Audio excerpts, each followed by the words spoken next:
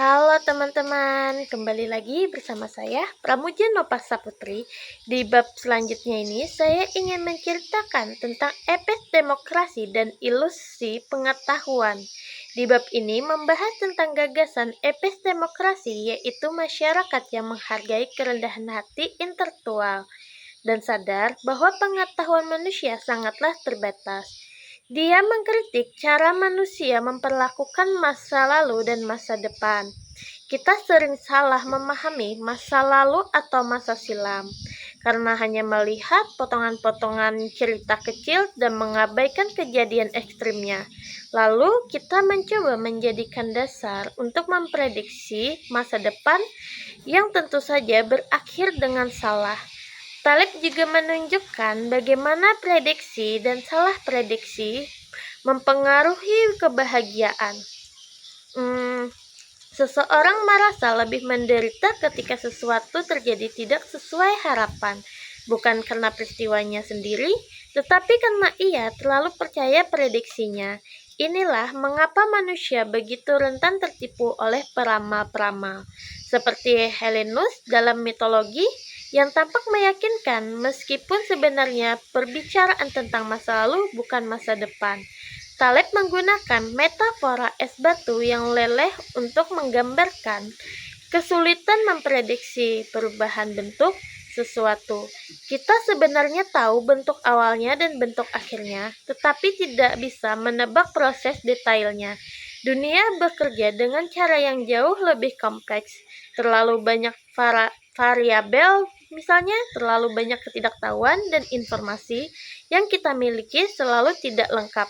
Pada akhirnya, di bab ini menegaskan bahwa manusia terlalu percaya diri dengan pengetahuan yang tidak utuh. Kita menyebutnya pengetahuan sesuatu yang sebenarnya penuh kekosongan. Kerendahan hati intelektual adalah satu-satunya sikap yang waras dunia penuh Black Swan ini.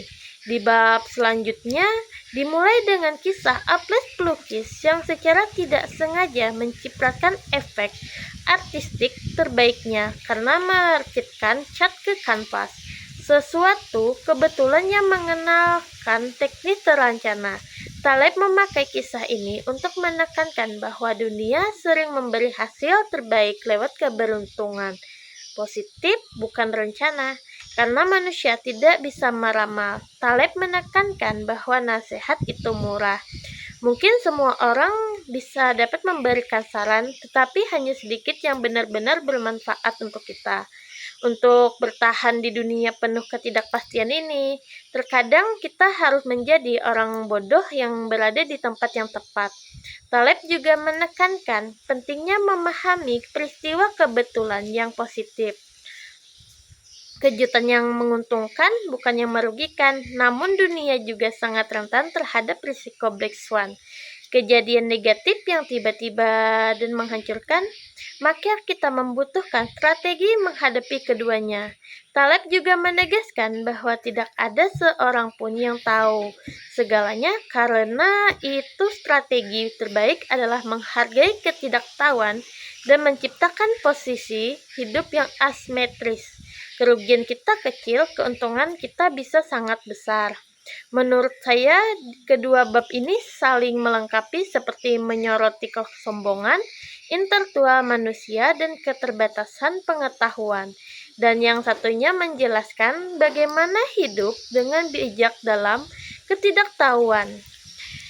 Taleb juga menekankan bahwa dunia tidak dapat dipahami dengan model, prediksi, atau cerita rapi.